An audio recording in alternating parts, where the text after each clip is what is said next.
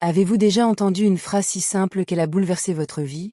Marcelo faisait la queue au supermarché lorsqu'une mère célibataire, son jeune fils dans les bras, a prononcé les mots qui allaient le marquer à jamais. Je promets de payer dès que je peux. Ce qui s'est passé ensuite a transformé non seulement son destin, mais aussi celui de toute une famille. Si vous voulez savoir comment un simple geste de gentillesse peut tout changer, restez jusqu'à la fin et découvrez cette histoire incroyable. Marcelo parcourait les allées du supermarché, une nostalgie l'accompagnant à chaque fois qu'il y venait. Ce marché du nord de Rio de Janeiro était celui où sa mère l'emmenait enfant, lui tenant encore la main et le laissant choisir une glace s'il était sage. À 38 ans, il revenait de temps à autre pour retrouver ce lien avec le passé, avec cette époque où tout était plus simple. L'après-midi tombait doucement sur la ville, et Marcelo n'emportait qu'une brique de lait et quelques fruits. Il n'avait besoin de rien de plus. Il vivait seul dans une grande maison silencieuse, où l'écho de ses pas résonnait dans les pièces vides. Mais ce jour-là, alors qu'il faisait la queue à la caisse, sa routine allait être bouleversée d'une manière qu'il n'aurait jamais imaginée. Devant lui, une jeune femme tenait un petit garçon sur sa hanche gauche, tandis que de la main droite, elle vidait les dernières pièces de son porte-monnaie sur le comptoir. Marcelo remarqua ses doigts tremblants, le geste nerveux avec lequel elle comptait, encore et encore, les quelques pièces de métal qu'elle avait. La caissière attendait patiemment, mais une file de clients derrière elle commençait à murmurer d'impatience. Le garçon, qui ne devait pas avoir plus de 3 ans, fixait de ses grands yeux les friandises suspendues près du comptoir. Mais il ne demandait rien, il se contentait de regarder. Marcelo remarqua ce détail. Le petit savait déjà qu'il ne devait pas poser de questions. La femme leva les yeux vers la caisse et sa voix fut ferme, malgré la gêne qu'elle s'efforçait de dissimuler. « Combien me faut-il encore ?» demanda-t-elle avec une lueur d'espoir. La caissière vérifia le total et répondit doucement. « Il vous manque encore 5 entrées-eaux, madame. » Le visage de la femme se crispa un instant, comme si quelque chose se brisait en elle. Elle prit une boîte de haricots et un paquet de riz, et les rendit avec précaution. « Je ne prends pas ça, » murmura-t-elle doucement, presque comme si elle se parlait à elle-même. Elle prit alors une profonde inspiration, regarda la caissière droit dans les yeux et dit avec une dignité qui transperça la poitrine de Marcelo comme un éclair. « Je promets de payer dès que je le pourrai. » Ce n'était ni une supplique, ni une excuse. C'était une déclaration d'intention, une promesse faite avec le poids de quelqu'un qui croit encore en sa parole, même si le monde l'a maintes fois mise à l'épreuve. Marcelo sentit quelque chose s'éveiller en lui, quelque chose qui sommeillait depuis des années. Sans hésiter, il fit un pas en avant et posa la main sur le comptoir. « Je paierai tout, » dit-il calmement en sortant son portefeuille. La femme se tourna vers lui, surprise, les yeux écarquillés. « Non, monsieur, je ne peux pas accepter cela, » commença-t-elle, mais Marcelo avait déjà tendu les billets à la caissière. « C'est déjà payé, » répondit-il avec un sourire calme, sans emphase ni grand geste. Un simple geste, d'humain à humain. La femme resta immobile un instant, serrant plus fort le petit Gustavo contre elle, qui regardait l'inconnu avec curiosité. « Je ne sais pas comment vous remercier, » murmura-t-elle, la voix étranglée par l'émotion. Marcelo secoua la tête. « Inutile de me remercier. Prenez bien soin de votre fils, » dit-il en désignant le garçon qui souriait timidement. Ils quittèrent le supermarché presque en même temps, et Marcelo pensa que l'histoire s'arrêterait là. Un petit geste de gentillesse qui se perdrait dans la brise de l'après-midi. Mais le destin en avait décidé autrement. Déjà sur le parking, alors que Marcelo se dirigeait vers sa voiture, il entendit une voix derrière lui. « Monsieur, attendez, s'il vous plaît. » C'était elle, portant le garçon et les sacs de course avec difficulté, manquant de trébucher. Marcelo s'arrêta et se retourna. La femme s'approcha de lui, légèrement essoufflée, les joues rouges d'effort et de gêne. « Excusez-moi de vous déranger encore, » dit-elle, la gorge serrée. « C'est juste que je n'ai même pas d'argent pour le bus qui me ramène chez moi. » Ses yeux brillaient de larmes qu'elle refusait de verser, car il lui restait encore un soupçon de fierté. Marcelo la regarda en silence un instant, y voyant non seulement une femme en détresse, mais aussi quelqu'un qui luttait de toutes ses forces pour garder la tête haute. Le garçon le regarda de ses grands yeux confiants, comme s'il savait que cet homme pouvait les aider. Et Marcelo comprit que cet après-midi allait changer sa vie à jamais. « Entrez. Je vous y emmène, » dit Marcelo en ouvrant la portière arrière de sa camionnette argentée. La femme hésita un instant avant d'accepter, comme si elle cherchait à savoir si elle pouvait faire confiance à cet inconnu qui venait de lui témoigner plus de gentillesse qu'elle n'en avait reçu depuis des mois. Elle entra prudemment, installa le petit Gustavo dans ses bras et posa les sacs de course à côté d'elle. Marcelo démarra le moteur et attendit qu'elle lui donne l'adresse. J'habite à Villa da Penna, près du marché municipal, murmura-t-elle, les yeux baissés, comme si elle avait honte d'avouer vivre dans l'un des quartiers les plus pauvres de Rio. Il hocha la tête sans un mot et démarra la voiture.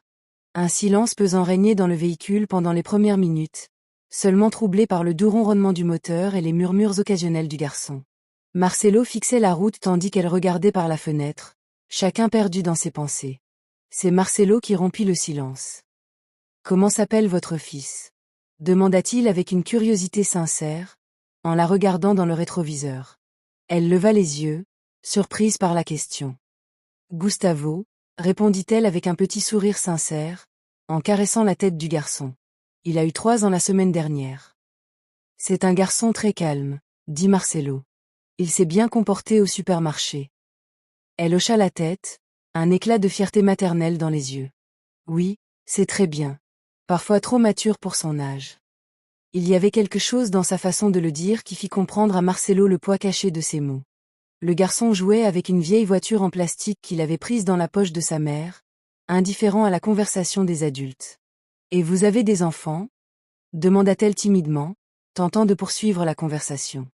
La question frappa Marcelo comme un coup de poing invisible dans l'estomac, mais il garda son sang-froid. « Non, » répondit-il simplement, sans donner plus de détails. Elle perçut le ton et n'insista pas. Le voyage se poursuivit à travers les rues de plus en plus étroites et modestes de Rio. Les grandes demeures et les larges avenues laissèrent place à des bâtiments plus modestes, des façades défraîchies et des rues grouillantes de vie ordinaire. Marcelo remarqua qu'elle devenait de plus en plus nerveuse, se tordant les mains sur ses genoux. « Ça va ?» demanda-t-il doucement. Elle prit une profonde inspiration, comme si elle était confrontée à une décision difficile. « Monsieur, je dois vous expliquer quelque chose, » commença-t-elle d'une voix tremblante. « Je ne veux pas que vous pensiez que je profite de vous ou que je suis irresponsable. » Marcelo la regarda attentivement dans le rétroviseur. « Je ne le crois pas du tout, » l'assura-t-il fermement. Elle déglutit difficilement et poursuivit. « L'argent que j'avais représentait l'intégralité de mon salaire pour cette semaine-là. Je travaille comme femme de ménage et j'ai reçu mon salaire ce matin. » Les mots lui venaient plus facilement, comme si elle avait besoin de tout avouer. « Mais hier soir, Gustavo a eu une forte fièvre et tôt ce matin, j'ai dû l'emmener d'urgence aux urgences. Le médecin a dit qu'il avait une infection à la gorge. » Elle a poursuivi, les larmes coulant maintenant librement sur ses joues. « La consultation et les médicaments m'ont coûté presque tout ce que j'avais. Il me restait juste assez pour acheter un peu de nourriture, et même ça ne suffisait pas. » Sa voix se brisa sur la dernière phrase. Marcelo sentit sa poitrine se serrer à chaque mot qu'il entendait. Lui qui avait vécu tant d'années dans le luxe et le confort, n'avait jamais connu l'angoisse de devoir choisir entre la santé de son fils et les provisions pour la semaine. « Et le père du garçon ?» osa-t-il demander, redoutant la réponse. Elle laissa échapper un rire amer. « Il est parti quand il a appris que j'étais enceinte. Il a dit qu'il n'était pas prêt à être père et que je devais me débrouiller seule. » Elle essuyait ses larmes du revers de la main, tandis que Gustavo, remarquant les pleurs de sa mère, lui caressait la joue avec une tendresse enfantine. « Ne pleure pas, maman, » dit le petit garçon de sa douce voix. Ces mots simples touchèrent le cœur de Marcelo. Ils arrivèrent enfin dans une rue étroite, où les maisons se serraient les unes contre les autres, leurs façades modestes mais dignes. « C'est ici » indiqua-t-elle en désignant un petit bâtiment en béton peint en bleu délavé. Marcelo arrêta la voiture. Elle descendit prudemment, portant le garçon et les sacs de course. Avant de refermer la porte, elle se tourna vers lui, les yeux brillants de détermination et de larmes. « Monsieur, pourriez-vous me donner votre numéro de téléphone ?» demanda-t-elle d'une voix ferme. Marcelo la regarda, surpris. « Dès que je recevrai mon prochain paiement, je vous jure que je vous rembourserai jusqu'au dernier centime, » l'assura-t-elle avec une conviction qui ne laissait place à aucun doute. Il sortit une carte de visite de son portefeuille et la lui tendit. « Ce n'est pas nécessaire, » dit-il doucement. Mais elle avait déjà précieusement conservé cette carte. « Elle est essentielle pour moi, » répondit-elle en le regardant droit dans les yeux. « Je m'appelle Simone, et je tiens toujours mes promesses. » Cela dit, elle se retourna et entra avec Gustavo dans les bras. Marcelo resta assis dans le camion, regardant la porte bleue se refermer. Et à cet instant, il sut que Simone avait laissé une marque indélébile sur son âme. Marcelo rentra chez lui alors que le soleil avait déjà complètement disparu derrière les collines qui entourent Rio de Janeiro. L'immense demeure de Barra da Tijuca l'accueillit dans le même silence qu'à l'accoutumée, ce vide qu'il avait pris l'habitude de combler par le travail et une routine monotone. Il déposa la clé sur la table en marbre de l'entrée et se dirigea directement vers la cuisine, où il prépara un café qu'il ne finirait probablement pas. Mais ce soir, c'était différent. Ce soir, il n'arrivait pas à se sortir de la tête le regard de Simone, la dignité avec laquelle elle avait prononcé sa promesse, les petites mains de Gustavo caressant la joue de sa mère pour la réconforter. Il essaya d'allumer la télévision, de consulter ses courriels professionnels, de faire n'importe quoi pour se distraire. Rien n'y fit. L'image de cette mère célibataire, luttant pour survivre, était gravée dans sa mémoire comme une photo indélébile. Il s'assit sur l'immense canapé du salon et laissa échapper un profond soupir. Pourquoi cette femme l'avait-elle autant marqué? Marcelo avait pourtant aidé beaucoup de gens tout au long de sa vie. Il avait fait des dons à des œuvres caritatives. Il avait donné de généreux pourboires. Il avait su se montrer aimable lorsque la situation l'exigeait. Mais là, c'était différent. Simone avait quelque chose qui réveillait en lui une émotion qu'il croyait éteinte et enfouie depuis des années. Peut-être était-ce sa force dissimulée sous des airs de fragilité. Ou peut-être était-ce l'amour qu'elle portait à son fils, un amour d'une ferveur qu'il n'avait jamais connue. Il se leva du canapé et se dirigea vers la fenêtre donnant sur le jardin, où des lumières automatiques illuminaient un espace vert parfaitement entretenu, mais désert. Il se souvint alors des paroles de Gustavo. « Ne pleure pas, maman. » La voix de ce petit garçon réconfortant sa mère avait touché une corde sensible en lui. Marcelo ferma les yeux. Et, sans le vouloir, les fantômes du passé commencèrent à ressurgir des recoins obscurs de sa mémoire. Il savait exactement pourquoi Simone l'avait tant ému. 7 ans s'étaient écoulés. Marcelo était marié à Renata, une femme belle et ambitieuse qu'il avait rencontrée lors d'une conférence d'affaires. Leur idylle fut rapide, intense, pleine de promesses et de projets d'avenir. Ils se marièrent lors d'une cérémonie élégante au milieu du fleuve, entourés de leurs amis et de leur famille qui célébraient ce qui semblait être un amour éternel. Durant les 2 premières années de mariage, tout parut parfait. Ils vivaient confortablement, voyageaient sans cesse et profitaient pleinement de la vie que la fortune de Marcelo leur permettait. Puis vint le moment où Renata commença à parler d'enfants.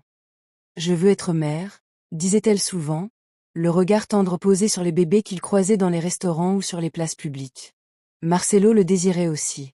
Il avait toujours imaginé qu'un jour il fonderait une famille, que des enfants empliraient cette immense maison de rire et de vie. Mais les mois passèrent et la grossesse ne vint jamais. Après un an d'essais infructueux, ils décidèrent de faire des examens médicaux pour comprendre ce qui se passait. Le jour où il reçut les résultats, sa vie bascula. Marcelo se souvenait de chaque détail de cet après-midi comme si c'était hier. Il était assis dans le cabinet du médecin, Renata à ses côtés, s'attendant à entendre que tout allait bien et que ce n'était qu'une question de temps. Mais le médecin ouvrit le dossier contenant les résultats des analyses et prononça les mots qui allaient bouleverser son monde. « Marcelo, les résultats indiquent que vous souffrez d'azospermie. C'est une maladie qui empêche la production de spermatozoïdes. Je crains que vous ne puissiez pas avoir d'enfant biologique. » Le silence qui suivit fut assourdissant. Marcelo sentit le sol se dérober sous ses pieds. Il regarda Renata, cherchant dans son regard du réconfort, un mot de soutien, ou un amour inconditionnel. Mais ce qu'il vit le détruisit encore davantage. Il y avait de la déception dans ses yeux, une froideur soudaine qu'il n'avait jamais remarquée auparavant. Il existe des solutions, poursuivit le médecin d'un ton compréhensif. L'adoption, la fécondation in vitro avec don de gamètes, les traitements alternatifs. Mais Marcelo n'écoutait presque pas. Il ne voyait plus que l'expression de sa femme. Elle ne le regardait plus de la même façon. Les mois qui suivirent furent un lent et douloureux cauchemar. Renata se replia sur elle-même, transformant leur mariage en une coexistence froide et dénuée de sens. Ils ne dormaient plus ensemble, ne se parlaient plus de rien d'important, n'étaient plus le couple qu'ils avaient été. Marcelo essaya de sauver leur relation. Il proposa l'adoption, suggéra des traitements, la supplia de ne pas l'abandonner. Mais un soir, alors qu'ils dînaient en silence, Renata posa ses couverts sur la table et prononça les mots qui le marqueraient à jamais. « Je ne peux plus continuer comme ça, Marcelo. Je veux être une vraie mère, avoir mes propres enfants. Je ne peux pas vivre toute ma vie sans ça. » Elle partit 3 jours plus tard, emportant ses affaires et ne laissant sur la table de la salle à manger qu'un papier de divorce. Marcelo se retrouva seul dans cette immense maison, avec le sentiment d'avoir perdu non seulement sa femme, mais aussi la possibilité de fonder une famille. Dès lors, il se ferma à lui-même, persuadé qu'aucune femme ne pourrait l'aimer, sachant qu'il ne pourrait jamais lui donner d'enfant. Jusqu'à cet après-midi-là, Simone et Gustavo lui avaient montré que l'amour n'avait peut-être rien à voir avec les liens du sang, mais avec quelque chose de bien plus profond. Les semaines passèrent à la fois lentement et rapidement. Marcelo s'efforçait de maintenir sa routine habituelle. Réunions d'affaires, gestion de ses investissements immobiliers, déjeuners solitaires dans des restaurants chics où le service était impeccable, mais la compagnie inexistante. Pourtant, malgré tous ses efforts pour se concentrer sur son travail, l'image de Simone surgissait aux moments les plus inattendus. Au moment de signer un contrat, il se souvenait de ses mains tremblantes comptant des pièces. En parcourant les rues de Rio en voiture, il cherchait inconsciemment des piques UPS semblables à celles qu'il avait ramenées chez elle. Il gardait dans son portefeuille la carte de visite qu'il lui avait donnée et, plus d'une fois, la ressortait pour s'assurer que leur rencontre avait bien eu lieu et n'était pas un rêve étrange. Ses associés remarquaient son air absent pendant les réunions. « Ça va, Marcelo ?» lui demanda son ami Fabio lors d'un déjeuner d'affaires. « Tu as l'air un peu dans la lune ces derniers temps. » Il se contenta de sourire et changea de sujet. Comment expliquer qu'une femme qu'il connaissait depuis 5 minutes ait bouleversé son univers intérieur? C'était un mercredi après-midi lorsque son portable sonna. Un numéro inconnu. Marcelo était au bureau, en train d'examiner les plans d'un nouveau projet immobilier, quand il vit l'écran s'allumer. Il hésita un instant avant de répondre, se disant qu'il s'agissait sans doute d'un vendeur insistant ou d'une erreur de numéro. Mais une force intérieure le poussa à répondre. « Bonjour », lança-t-il d'un ton professionnel. À l'autre bout du fil, il entendit une voix féminine, nerveuse mais déterminée. « Monsieur Marcelo, c'est Simone. Nous nous sommes rencontrés il y a 3 semaines au supermarché. » Le cœur de Marcelo fit un bond dans sa poitrine. Il se redressa aussitôt sur sa chaise, laissant tomber les plans sur la table. « Simone, bien sûr que je me souviens. » répondit-il, s'efforçant de paraître calme, malgré son pouls qui s'était accéléré. « Comment vas-tu? Comment va Gustavo? » Il y eut un bref silence avant qu'elle ne réponde. « Nous allons bien. Dieu merci. Gustavo est complètement guéri de l'infection. » Marcelo ressentit un véritable soulagement en entendant cela. « Je suis ravi de l'apprendre, » dit-il sincèrement. « Monsieur Marcelo, je vous appelle car j'ai déjà reçu mon paiement pour cette semaine, » poursuivit Simone d'une voix plus assurée. « J'ai mis de côté l'argent que vous avez dépensé au supermarché et je souhaite vous le rembourser. » Marcelo ferma les yeux un instant, de nouveau touché par l'intégrité de la femme. « Simone, ce n'est vraiment pas nécessaire, » commença-t-il, mais elle l'interrompit doucement. « Pour moi, si, monsieur. J'ai fait une promesse, et les promesses sont tenues. C'est ce que m'a appris ma mère, que Dieu ait son âme. » Il y avait dans sa voix une fierté que Marcelo respectait profondément. Il comprenait qu'insister pour qu'elle ne paie pas reviendrait à bafouer la dignité à laquelle elle tenait tant. « Très bien, » finit-il par accepter. « Où pouvons-nous nous retrouver? » Simone parut soulagée de son accord. « Tu connais le snack de Donna Neuza, près du marché municipal? » demanda-t-elle timidement. « C'est un endroit simple, mais ils font un excellent café frais, et c'est tout près de chez moi. » Marcelo sourit. « Parfait. Que diriez-vous de demain à 4 heures de l'après-midi? » J'y serai, confirma-t-elle. « Merci de votre compréhension, monsieur Marcelo. » Ils raccrochèrent, et Marcelo fixa son téléphone, un sourire incontrôlable aux lèvres. Le lendemain, Marcelo arriva au snack de Donna Neuza un quart d'heure avant l'heure convenue. L'endroit était exactement comme Simone l'avait décrit. Simple, propre, avec des tables en bois patinées par le temps et une ambiance de quartier chaleureuse. L'arôme du café fraîchement moulu embaumait l'air, se mêlant à l'odeur du pain au fromage exposé dans une vitrine près du comptoir. Marcelo commanda un café et s'installa à une table près de la fenêtre, d'où il pouvait observer la rue. Il regardait les gens passer. Des vendeurs ambulants, des enfants sortant de l'école, des femmes chargées de sacs de courses. C'était un monde complètement différent du sien, mais pour une raison inconnue, il s'y sentait plus vivant que dans n'importe quel restaurant chic du centre-ville. Il était 4h05 lorsqu'il aperçut Simone qui s'approchait sur le trottoir. Elle portait une simple robe bleu marine, ses cheveux étaient attachés en queue de cheval et son visage exprimait une détermination mêlée de nervosité. Marcelo se leva lorsqu'elle entra dans le restaurant. Leurs regards se croisèrent et ils sourirent tous deux, mêlant joie et timidité, ce qui surprit Marcelo. « Vous êtes arrivés pile à l'heure », dit-il en désignant la chaise devant lui. « La ponctualité, c'est du respect », répondit-elle en s'asseyant avec précaution. Simone sortit de son sac à main une enveloppe blanche soigneusement scellée et la posa sur la table. « Voici tout l'argent, monsieur Marcelo. Je l'ai compté 3 fois pour être sûr qu'il ne manquait rien. » Ses mains tremblaient légèrement lorsqu'elle poussa l'enveloppe vers lui. Marcelo la prit, mais ne l'ouvrit pas. Il la glissa simplement dans la poche intérieure de sa veste. « Je savais que vous tiendriez parole, » dit-il en la regardant droit dans les yeux.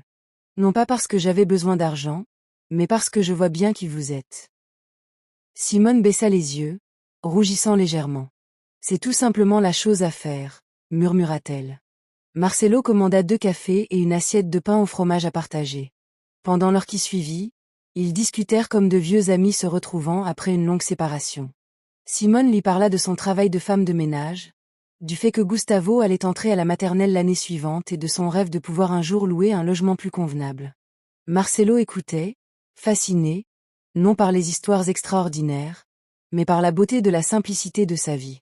Et tandis qu'il la voyait sourire en parlant de son fils, il comprit quelque chose qui l'emplissait à la fois d'espoir et de terreur. Ce n'était pas simplement un rendez-vous pour rembourser de l'argent. Ce fut le début d'une histoire qui allait changer leur vie. Après cette rencontre au restaurant de Dona Neuza, Marcelo trouva le prétexte idéal pour revoir Simone. 2 jours plus tard, il lui envoya un SMS pour lui demander si elle voulait emmener Gustavo au parc Quintade à Boa Vista le dimanche suivant. « Ça fait longtemps que je n'y suis pas allée, » écrivit-elle, essayant d'avoir l'air désinvolte. « Et je me suis dit que le garçon aimerait peut-être voir les jardins et les attractions. » Simone mit près d'1 heure à répondre, et Marcelo consultait son téléphone toutes les 5 minutes avec une angoisse qu'il n'avait plus ressentie depuis l'adolescence. La réponse est enfin arrivée. Gustavo serait ravi. Il n'est jamais allé dans ce parc. Merci pour l'invitation. Ce simple message combla Marcelo d'une joie inexplicable. Le dimanche arriva sous un ciel dégagé et un soleil éclatant, typique de Rio de Janeiro. Marcelo vint chercher Simone et Gustavo chez eux, et le petit garçon, fou de joie, monta dans la camionnette. « Allons au parc, » répétait-il en sautillant sur la banquette arrière. Simone le grondait gentiment, lui demandant de se tenir tranquille, mais Marcelo riait aux éclats. Cela faisait si longtemps qu'il n'avait pas entendu des rires d'enfants dans la voiture. Le parc Quintade à Boa Vista était plein de familles profitant de leur dimanche.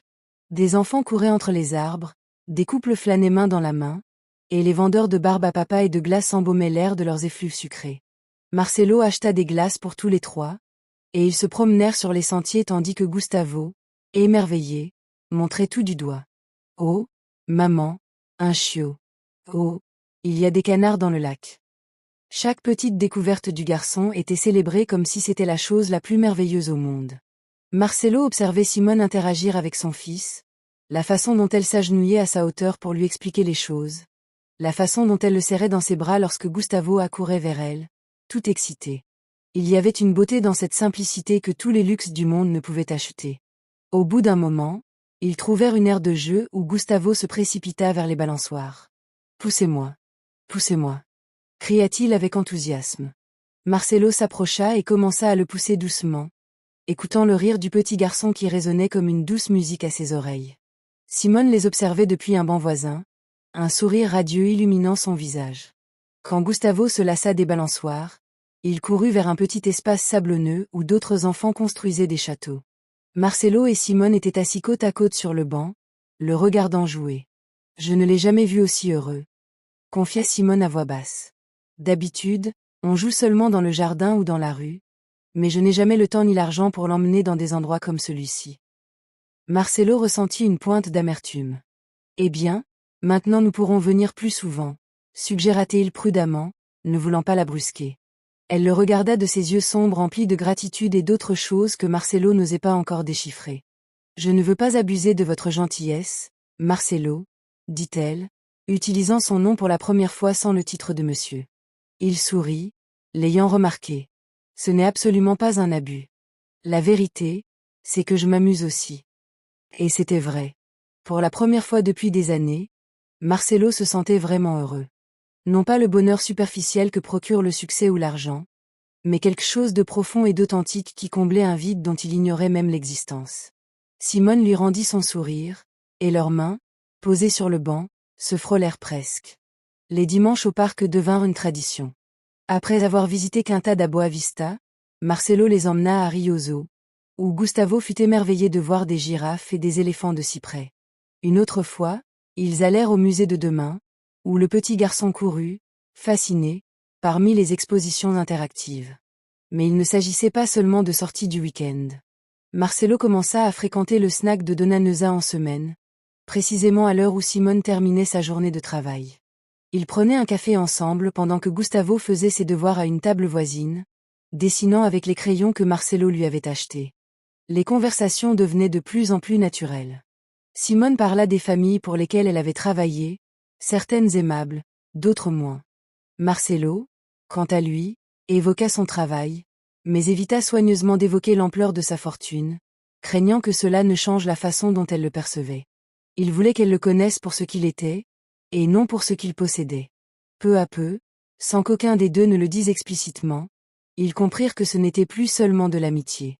Un après-midi, alors qu'il se promenait sur la plage de Copacabana après avoir acheté des churros pour Gustavo, le garçon lâcha la main de sa mère et prit celle de Marcelo avec une aisance déconcertante. « Porte-moi, dit-il. Je suis fatigué, supplia-t-il avec cette assurance propre aux enfants. Marcelo le souleva sans hésiter, sentant le petit poids chaud du garçon contre sa poitrine. Gustavo posa sa tête sur l'épaule de Marcelo et soupira de contentement. « Tu sens exactement comme mon grand-père, » murmura le petit garçon, les yeux déjà mi-clos par le sommeil. Simone les observait, les yeux brillants de larmes retenues. « Gustavo n'a jamais connu son grand-père, » expliqua-t-elle, la voix étranglée par l'émotion. « Mon père est mort avant sa naissance. » Marcelo avait l'impression que quelque chose se brisait et se reconstruisait simultanément dans sa poitrine. Pendant des années, il avait cru qu'il n'aurait jamais la chance de tenir un enfant dans ses bras, d'avoir un enfant qui lui fasse confiance, qui vienne se sentir en sécurité auprès de lui. Et maintenant, avec Gustavo endormi dans ses bras et Simone marchant à ses côtés, Marcelo comprit quelque chose d'essentiel. Peut-être le destin ne lui avait-il pas ôté la possibilité d'être père. Peut-être lui avait-il simplement montré un autre chemin pour y parvenir. Il était 2 heures du matin lorsque le téléphone de Marcelo sonna, le tirant brusquement d'un sommeil profond. Il cligna des yeux, confus, dans l'obscurité de la chambre, cherchant ses repères. Le portable continuait de vibrer avec insistance sur la table de chevet. Il décrocha le téléphone et vit le nom de Simone s'afficher. Son cœur s'emballa aussitôt, car il savait que personne n'appelait à cette heure-ci pour annoncer de bonnes nouvelles. « Simone, que s'est-il passé ?» répondit-il d'une voix inquiète, déjà assis dans son lit. De l'autre côté, il entendit des sanglots étouffés, la respiration haletante de quelqu'un en pleine crise. « Marcelo, je suis désolé d'appeler si tard. C'est Gustavo. Je ne sais pas quoi faire. » Ces mots sortirent entre 2 sanglots désespérés. Marcelo se leva aussitôt, cherchant ses vêtements d'une main tout en tenant le téléphone de l'autre. « Calme-toi, Simone. Respire profondément et dis-moi ce qui se passe. » Elle entendit Simone tenter de se maîtriser, avalant difficilement sa salive. « Gustavo a une très forte fièvre. Il tousse beaucoup et a du mal à respirer. J'ai très peur. » Sa voix se brisa sur la dernière phrase. « Où es-tu ? » ?»« À la maison, mais je crois que je dois l'emmener à l'hôpital. »« Je ne peux pas. Ne pars pas. Je vais te chercher, » ordonna fermement Marcelo, déjà habillé et à la recherche des clés du camion. « Mais Marcelo, c'est trop loin et trop tard, » tenta de protester faiblement Simone. « Ça n'a plus d'importance. »« J'arrive dans 20 minutes, » l'interrompit-il, déjà sorti de la maison. Marcelo traversa les rues désertes de Rio de Janeiro comme jamais auparavant. Les avenues illuminées de Barra laissèrent place aux rues plus sombres de Villa da Penha. Son esprit s'emballait, imaginant des scénarios, se remémorant les hôpitaux alentours, calculant le temps. Il arriva chez Simone en 18 minutes et frappa à la porte avec insistance. Elle ouvrit aussitôt la porte, Gustavo dans les bras, enveloppé dans une couverture. Le garçon était pâle, en sueur, les yeux vitreux et la respiration saccadée. « Allons-y, » dit Marcelo sans perdre une seconde, les entraînant rapidement vers le camion. Simone grimpa derrière lui, Gustavo blotti contre sa poitrine, et lui murmura des paroles réconfortantes que le petit garçon sembla entendre. « Calme-toi, mon amour. On va à l'hôpital. Tout ira bien. Mais sa voix tremblait de peur. Marcelo se précipita vers l'hôpital Souza Aguiar, le plus proche disposant d'un service d'urgence pédiatrique. Le trajet lui parut une éternité condensée en 15 minutes.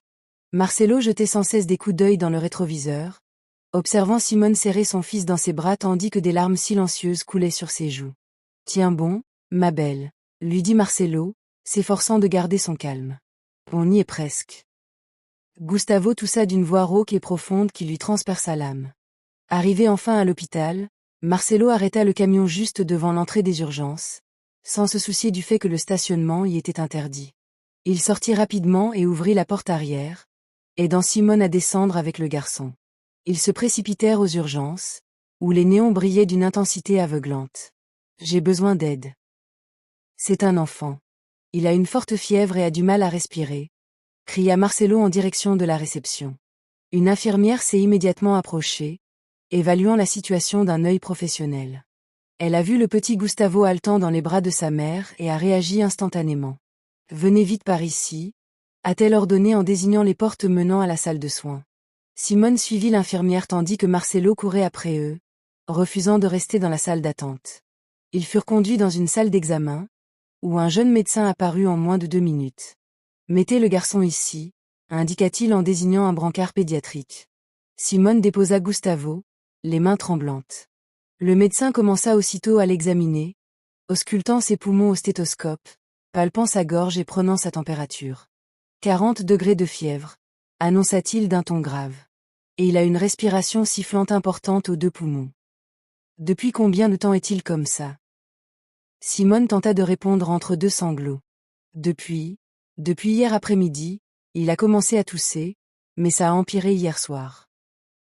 Le médecin acquiesça en prenant rapidement des notes. Je vais prescrire une radiographie pulmonaire et des analyses de sang en urgence. Vu les symptômes, on soupçonne une pneumonie. Le mot frappa Simone comme un coup de massue. Une pneumonie. Mon Dieu. Non. Ses jambes tremblaient et Marcelo la rattrapa aussitôt, l'enlaçant. Calmez-vous, le médecin sait déjà ce qu'il faut faire, murmura-t-il à son oreille, bien qu'il sentît lui-même la peur l'envahir. Le médecin poursuivit d'un ton professionnel mais compréhensif. Nous devons l'hospitaliser ce soir pour lui administrer des antibiotiques et de l'oxygène par voie intraveineuse. Il est aussi déshydraté, alors on va le mettre sous perfusion. Simone hocha la tête, incapable de parler, agrippée à la main de Marcelo comme si c'était la seule chose qui la maintenait debout dans ce moment cauchemardesque. 1 heure plus tard, Gustavo était installé dans une chambre du service de pédiatrie. On lui avait posé une perfusion dans son petit bras, un oxymètre au doigt et une canule nasale pour l'oxygéner. Le garçon avait cessé de pleurer, épuisé par la fièvre et l'effort respiratoire, et dormait maintenant d'un sommeil agité sous les draps blancs de l'hôpital. Simone était assise sur une chaise près du lit, tenant la main libre de Gustavo sans la lâcher un seul instant. Ses yeux étaient rouges et gonflés d'avoir tant pleuré. Marcelo se tenait près de la fenêtre, contemplant la ville illuminée au loin, mais son esprit était entièrement tourné vers cette pièce. Il se tourna et observa Simone, si fragile et si forte à la fois, veillant sur son fils endormi. « Tu devrais te reposer un peu », suggéra-t-il doucement en se rapprochant d'elle. Simone secoua la tête sans quitter Gustavo des yeux. « Je ne peux pas. Et s'il a besoin de moi et que je dors ?» Marcelo prit une autre chaise et s'assit à côté d'elle. « Alors on fera des tours. Tu dors 1 heure, je veille. Ensuite je dormirai et tu veilleras. » Simone le regarda pour la première fois depuis leur entrée dans la pièce, les yeux emplis de gratitude et d'une émotion plus profonde. « Pourquoi fais-tu tout cela pour nous ?» murmura-t-elle. Marcelo prit sa main libre dans la sienne. « Parce que tu es devenue très importante pour moi », répondit-il avec une sincérité qui le surprit lui-même. Et à cet instant précis, au cœur de la crise et de la peur, ils surent tous deux que leurs sentiments ne pouvaient plus être niés ni dissimulés. L'aube se leva, filtrant à travers les rideaux beiges de la chambre d'hôpital. Marcelo n'avait pas fermé l'œil de la nuit. Il était resté éveillé toute la nuit, guettant chaque respiration, chaque mouvement, chaque petit geste de Gustavo qui aurait pu indiquer une amélioration ou une aggravation. Simone avait finalement cédé à l'épuisement vers 5 heures du matin, posant sa tête sur le bord du lit où dormait son fils, sa main toujours entrelacée à la sienne. Marcelo la regarda dormir, remarquant les cernes sous ses yeux, les rides d'inquiétude qui sillonnaient son front, même dans son sommeil. Il ôta sa veste et la posa délicatement sur ses épaules, comme une couverture improvisée. Il était 7 heures lorsque l'infirmière de garde du matin vint vérifier les constantes de Gustavo. « Comment a-t-il dormi » demanda-t-elle doucement, voyant Simone endormie. « Agité, mais stable », répondit Marcelo à voix basse. Sa fièvre avait légèrement baissé vers 4 heures. L'infirmière acquiesça en vérifiant la perfusion et en ajustant le débit d'oxygène. « C'est bon signe. Le médecin le verra dans 1 heure. » Lorsqu'elle fut partie, Gustavo commença à bouger, ouvrant lentement les yeux. « Maman » appela le garçon d'une voix faible et rauque. Simone se réveilla en sursaut, comme propulsée par un ressort. « Je suis là, mon amour. Maman est là » dit-elle en approchant son visage de celui de Gustavo et en l'embrassant sur le front avec une infinie tendresse. Le petit garçon regarda autour de lui, perplexe, remarquant les fils, les machines, les murs blancs. « Où sommes-nous » demanda-t-il, la peur se lisant dans ses grands yeux. « À l'hôpital, mon fils. Tu étais malade hier, mais tu vas mieux maintenant » expliqua Simone avec un sourire qui tentait de dissimuler son angoisse. Gustavo aperçut alors Marcelo près de la fenêtre. « Marcelo » murmura le garçon, et un léger sourire apparut sur ses lèvres pâles. Marcelo s'approcha aussitôt et s'assit de l'autre côté du lit. « Salut, champion. Tu nous as fait une de ces peurs. » dit-il doucement en caressant les cheveux ébouriffés du petit garçon. « C'est toi qui m'as emmené à l'hôpital » demanda Gustavo. « Bien sûr que oui. C'est à ça que servent les amis, non » Gustavo hocha faiblement la tête. « Tu vas rester ici » demanda-t-il avec une vulnérabilité qui transperça le cœur de Marcelo. « Je ne pars pas » promit-il, et il était parfaitement sérieux. Le médecin arriva vers 8 heures, examina attentivement Gustavo et étudia la radiographie prise tôt le matin. « Il s'agit bien d'une pneumonie à un stade précoce » confirma-t-il d'un ton grave, mais sans inquiétude. « Heureusement, vous l'avez amené à temps. Avec un traitement antibiotique et de l'oxygène, son état devrait s'améliorer d'ici 3 ou 4 jours. » Simone laissa échapper un soupir de soulagement si profond qu'on aurait dit qu'elle retenait son souffle depuis des heures. « Mais va-t-il guérir complètement » demanda-t-elle, la voix encore inquiète. « Absolument » l'assura le médecin avec un sourire rassurant. « Mais vous devez rester à l'hôpital pendant au moins 4 jours afin que nous puissions surveiller son état et nous assurer que l'infection ne se propage pas. » Simone acquiesça, résignée. Quand le médecin fut parti, elle laissa enfin éclater ses larmes de soulagement, cachant son visage dans ses mains. Marcelo l'enlaça, la laissant se confier à lui. « Le pire est passé » murmura-t-il en lui caressant le dos. « Gustavo est fort, il va s'en sortir. » Simone s'accrochait à lui comme à une bouée de sauvetage au milieu d'une mer déchaînée. Les jours suivants furent un mélange de routine hospitalière et de moments de tendresse inattendus. Marcelo appela le bureau et annula toutes les réunions de la semaine. « Il y a une urgence familiale » dit-il à son assistant, et ce n'était pas un mensonge. Car, ces dernières semaines, Simone et Gustavo étaient devenus sa famille, même si aucun des deux ne l'avait dit ouvertement. Durant la journée, Marcelo était chargé d'apporter de bons repas, car la nourriture de l'hôpital était infecte et Simone touchait à peine à son assiette. Il lui apportait le déjeuner de chez Donna Carmen, des croquettes de poulet frais et des fruits du marché. « Tu dois manger pour pouvoir t'occuper de Gustavo », lui répétait-il fermement chaque fois qu'elle refusait de manger.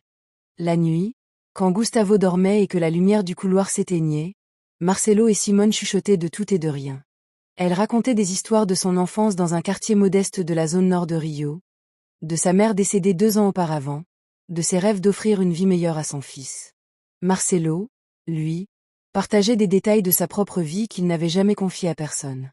Ses peurs, ses échecs, la solitude qui l'avait si longtemps accablé.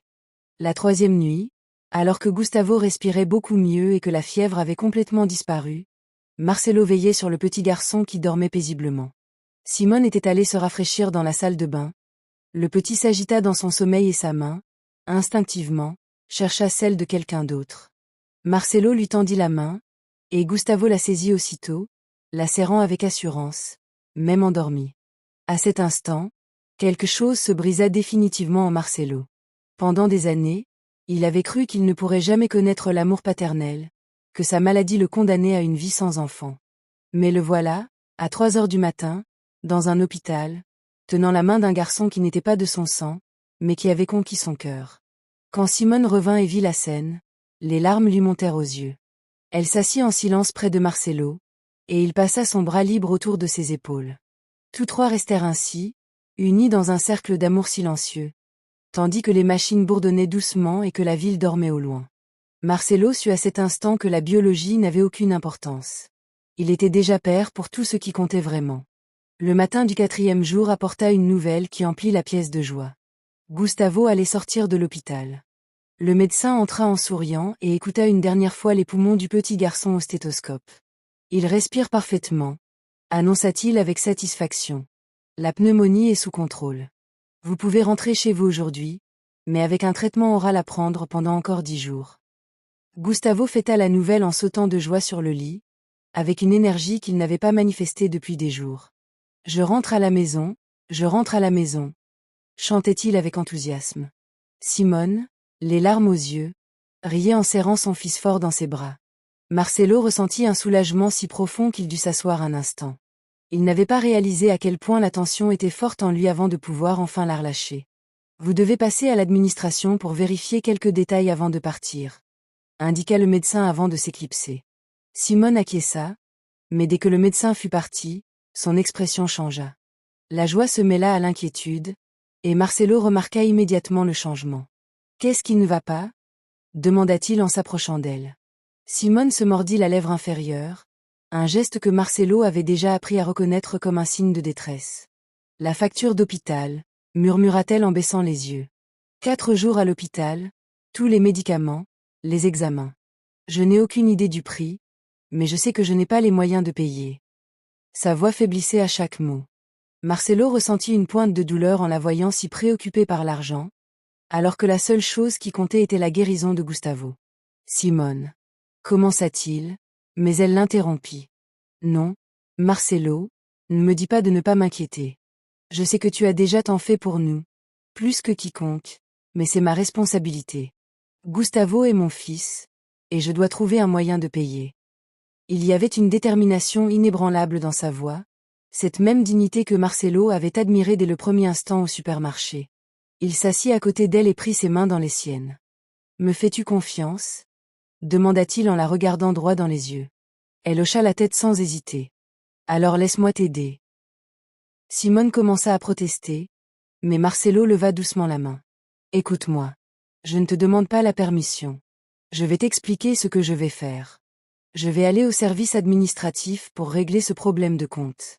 Ne t'inquiète pas pour ça. » Simone secoua la tête, des larmes commençant à couler sur ses joues. « Je ne peux pas l'accepter, Marcelo. C'est trop. Je n'ai aucun moyen de te payer. »« Je ne veux pas que tu me paies, » l'interrompit-il fermement, mais tendrement. « Je veux le faire parce que tu comptes beaucoup pour moi, parce que ces dernières semaines, tu m'as offert quelque chose que je pensais ne jamais obtenir. Tu m'as donné le sentiment d'appartenir à un endroit, d'avoir une raison de me lever le matin, en dehors du travail et des affaires. » Sa voix trembla légèrement sur les derniers mots.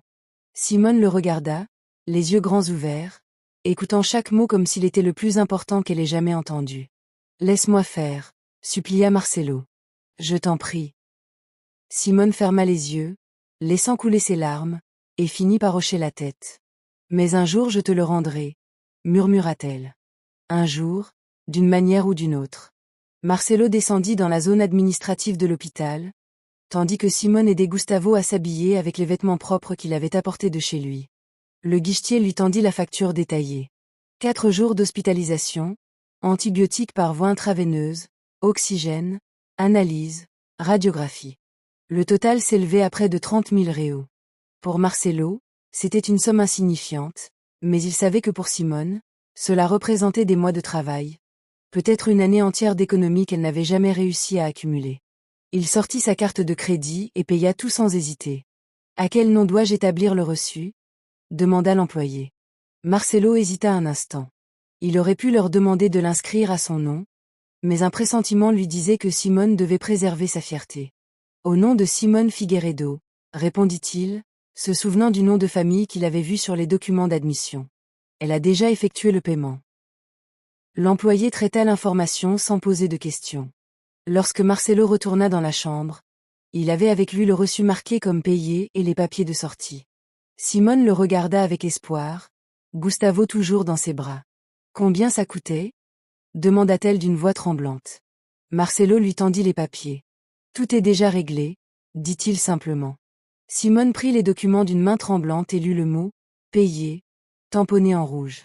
Ses yeux s'écarquillèrent. Marcelo. Non. Combien ça coûtait? Dis-moi combien ça coûtait. Mais il secoua la tête. Ça n'a pas d'importance. L'important, c'est que Gustavo aille bien et que tu puisses rentrer chez toi. Simone laissa Gustavo sur le lit un instant et s'approcha de Marcelo. Elle le serra dans ses bras avec une force qui le surprit, enfouissant son visage dans sa poitrine tandis qu'elle sanglotait. Merci, murmurait-elle sans cesse. Merci, merci, merci. Marcelo la serra dans ses bras, sentant ses larmes mouiller sa chemise. Gustavo les observait depuis le lit, un sourire aux lèvres, comme s'il comprenait parfaitement la situation. Lorsque Simone se détacha enfin, elle le regarda droit dans les yeux, ses yeux sombres emplis d'émotion, et répéta les mêmes mots qu'elle avait prononcés des semaines auparavant au supermarché, mais cette fois avec une toute autre signification. Je promets de payer dès que je peux, dit-elle, la voix brisée. Mais ils savaient tous deux qu'elle ne parlait plus seulement d'argent. Elle parlait d'amour, de gratitude, d'une dette émotionnelle qui ne pouvait être remboursée qu'avec le cœur. Marcelo ramena Simone et Gustavo à la petite maison de Villa da Pena. Le voyage se déroula sans incident. Gustavo dormait sur la banquette arrière, épuisé mais enfin guéri. À leur arrivée, Marcelo aida à décharger les sacs contenant les médicaments et les affaires accumulées durant leur séjour à l'hôpital. Simone ouvrit la porte de sa modeste maison et entra, portant Gustavo dans ses bras, pour le conduire directement dans la petite chambre et le coucher. Marcelo se tenait dans la pièce, observant les lieux d'un œil neuf. Les murs étaient peints avec soin, bien que la peinture s'écaillât déjà par endroits. Les meubles étaient anciens mais propres.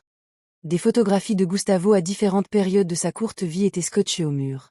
Tout était simple, modeste, mais empreint d'amour. Il y avait plus de chaleur entre ces quatre murs que dans toute son immense demeure. Simone retourna au salon après avoir bordé son fils, refermant soigneusement la porte de sa chambre pour ne pas le réveiller.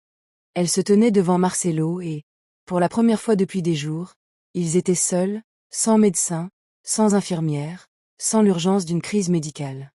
Le silence qui s'installait entre eux était lourd de tout ce qu'ils n'avaient pas encore dit. « Je ne sais même pas par où commencer pour te remercier », dit doucement Simone en faisant un pas vers lui. « Tu as tellement fait pour nous, Marcelo. Tu nous as sauvés cette nuit-là. Je ne sais pas ce que j'aurais fait sans toi. » Marcelo secoua la tête, réduisant la distance qui les séparait. « Ce n'est pas seulement moi qui ai sauvé quelqu'un, Simone.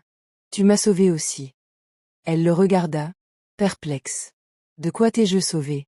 Tu as tout, l'argent, une belle maison, la réussite. » « J'avais tout, sauf la seule chose qui compte, » l'interrompit-il d'une voix grave. « J'avais une vie vide, sans but, sans amour. » Il allait et venait du travail comme un fantôme. Il rentrait dans une immense maison où le seul bruit était l'écho de ses pas.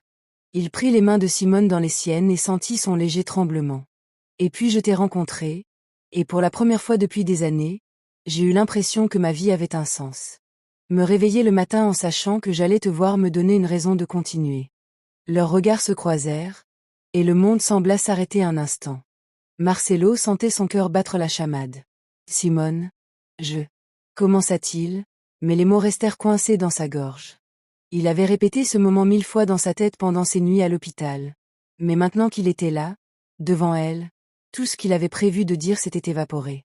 Elle prit une profonde inspiration et décida de parler avec son cœur, sans filtre ni préparation. « Je sais que nous ne nous connaissons pas depuis très longtemps. Je sais que nos vies sont complètement différentes. Je sais que ce que je vais dire est sans doute insensé. » Elle marqua une pause, rassemblant tout son courage.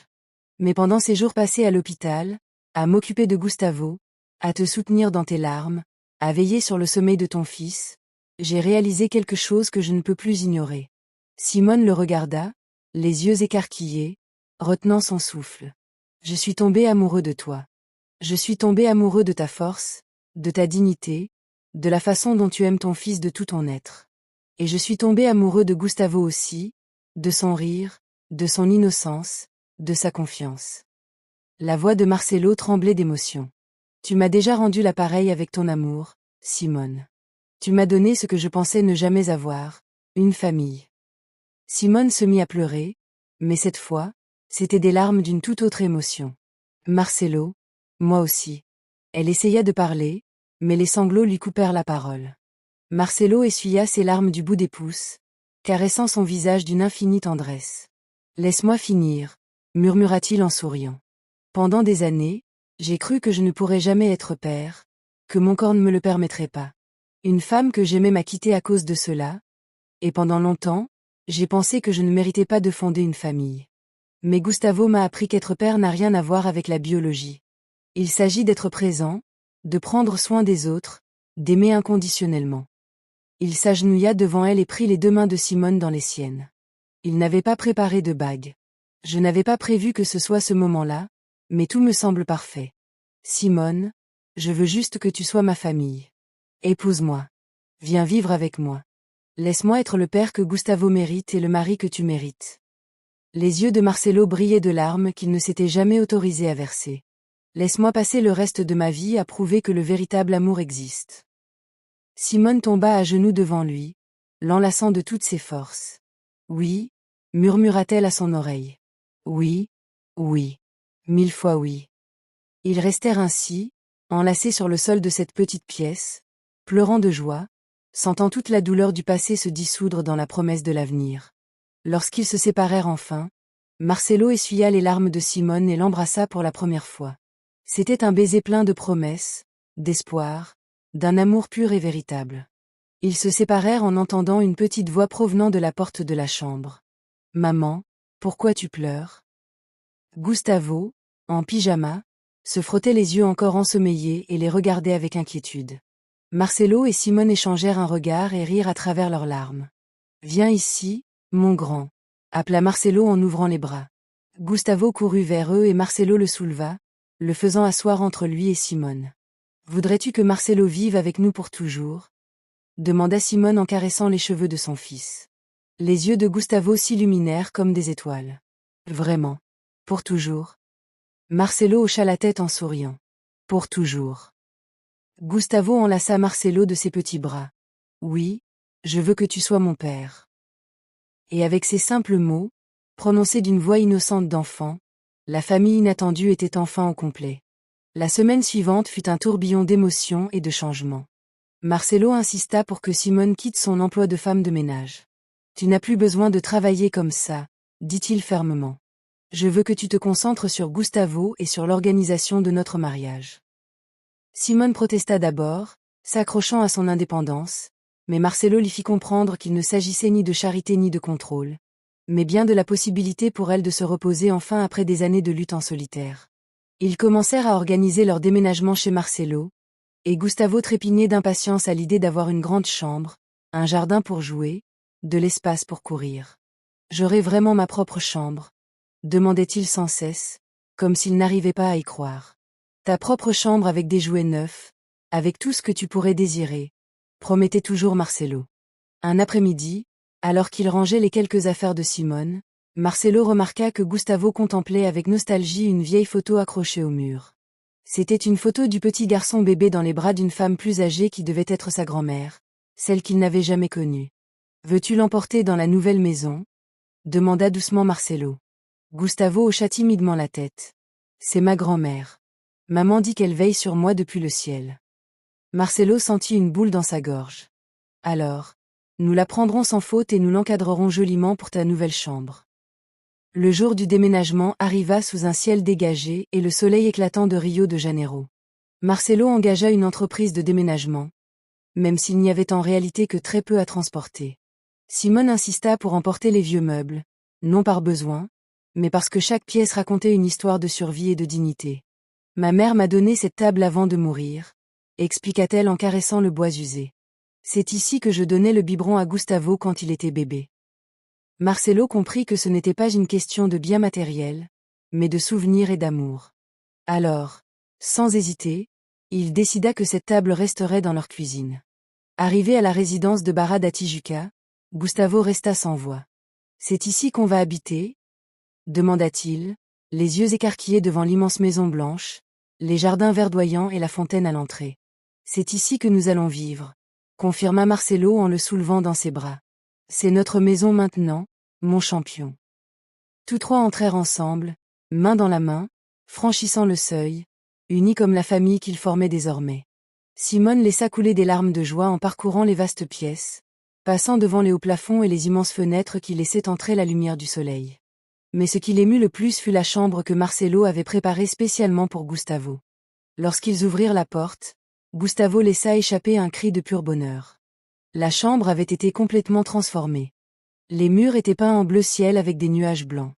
Il y avait un lit en forme de voiture de course, des étagères remplies de livres neufs, une énorme boîte de jouets et, sur le plus grand mur, soigneusement encadré, une photo de Gustavo avec sa grand-mère. Mais ce qui fit courir le garçon au centre de la pièce, les larmes aux yeux, ce fut ce qu'il aperçut près de la fenêtre. Un énorme dinosaure en peluche, presque aussi grand que lui, exactement comme celui qu'il avait toujours vu dans les vitrines des magasins de jouets, mais que sa mère n'avait jamais pu lui acheter. « C'est le dinosaure. C'est mon dinosaure !» s'écria-t-il en le serrant de toutes ses forces. Simone porta ses mains à sa bouche, submergée par l'émotion et sanglotant. « Comment le savais-tu » demanda-t-elle à Marcelo, les larmes aux yeux. « Gustavo me l'a dit un jour » répondit-il avec un sourire, se souvenant d'une conversation anodine au parc, quelques semaines auparavant. Il a dit qu'un jour, quand il serait grand et qu'il aurait de l'argent, il achèterait un dinosaure géant. Simone le serra fort dans ses bras. « Tu es l'homme le plus merveilleux que j'ai jamais rencontré » murmura-t-elle. Gustavo continua de jouer avec le dinosaure, inventant des histoires et des aventures, emplissant cette maison, si longtemps silencieuse, de rire et de vie. Les jours suivants furent emplis d'adaptations et de pur bonheur. Marcelo leur fit découvrir chaque recoin de la maison. Le jardin où Gustavo pouvait jouer, la piscine qu'il devrait apprendre à utiliser avec précaution, l'immense cuisine où Simone commença à préparer les plats que Marcelo adorait. Le soir, ils dînaient ensemble dans la grande salle à manger, mais Marcelo tenait absolument à utiliser la vieille table de Simone, car elle était chargée d'histoire, plus que toutes ces élégantes tables réunies. Après le dîner, ils s'installaient au salon pour regarder des films, Gustavo blotti entre eux, s'endormant avant la fin et se laissant tendrement porter jusqu'à son lit.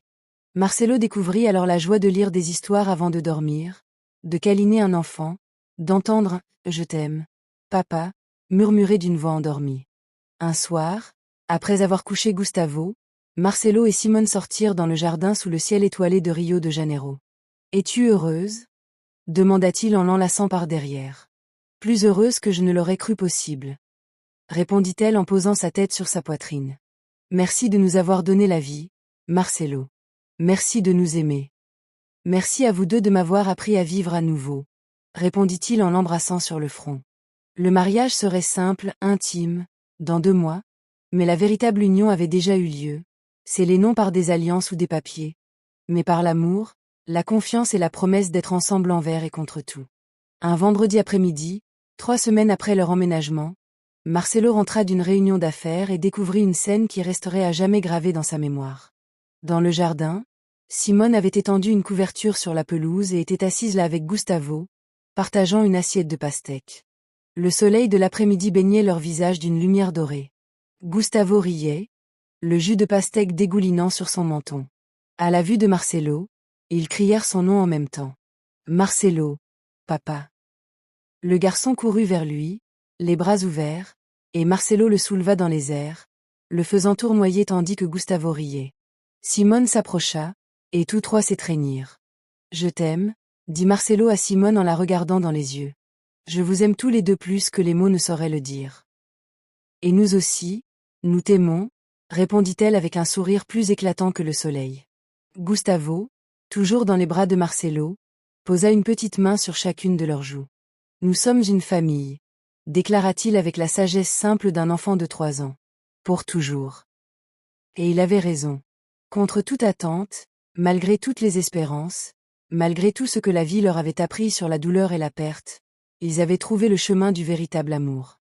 Une promesse faite dans un supermarché avait changé leur vie à jamais, prouvant que parfois les miracles commencent par les plus simples gestes de bonté.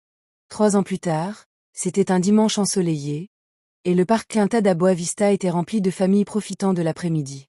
Marcelo poussait doucement une balançoire où Lara, 2 ans, riait de ces éclats cristallins typiques de l'enfance. La petite fille avait été adoptée par Marcelo et Simone 1 an auparavant, complétant ainsi la famille de la plus belle des manières. À quelques mètres de là, Gustavo, maintenant âgé de 6 ans, courait parmi les jeux avec l'énergie inépuisable d'un enfant heureux et aimé. Simone observait la scène, assise sur un banc, une main posée sur le ventre, dans un geste inconscient de sérénité. Les 3 années écoulées depuis cette rencontre au supermarché lui semblaient à la fois une éternité et un soupir. Marcelo s'approcha d'elle après avoir descendu Lara de la balançoire, lui prit la main, et ils regardèrent leurs 2 enfants jouer ensemble. La vie leur avait offert ce dont ils avaient besoin, une famille fondée sur l'amour, et non sur les liens du sang. Gustavo n'était plus le garçon timide qui osait à peine demander un goûter. Il était devenu un grand frère fier qui prenait soin de Lara avec tendresse. Marcelo n'était plus l'homme solitaire qui errait dans une maison vide. Il était désormais un père présent, qui connaissait chaque rire et chaque larme de ses enfants. Et Simone n'était plus la mère célibataire qui luttait seule contre le monde. Elle avait maintenant un compagnon qui l'accompagnait à chaque instant. Dans ce parc, sous le ciel bleu de Rio de Janeiro, la promesse faite des années auparavant s'était épanouie en quelque chose de plus beau que tout ce qu'ils avaient pu imaginer. Car au final, le véritable amour trouve toujours le moyen de combler les cœurs qui veulent bien s'ouvrir.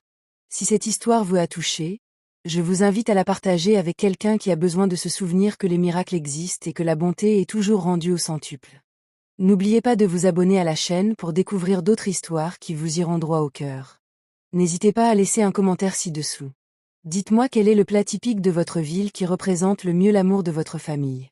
Il peut s'agir d'une feijoada du dimanche, d'un pastel de fête foraine, d'une coxina de grand-mère ou d'une moka baianaise.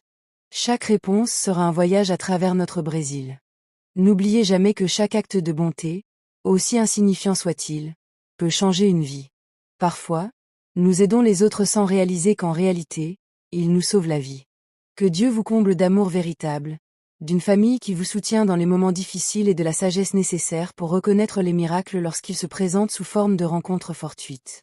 Puissiez-vous toujours garder la foi et croire aux secondes chances, et que votre cœur reste toujours ouvert pour donner et recevoir un amour infini. À bientôt pour une nouvelle histoire. Un câlin.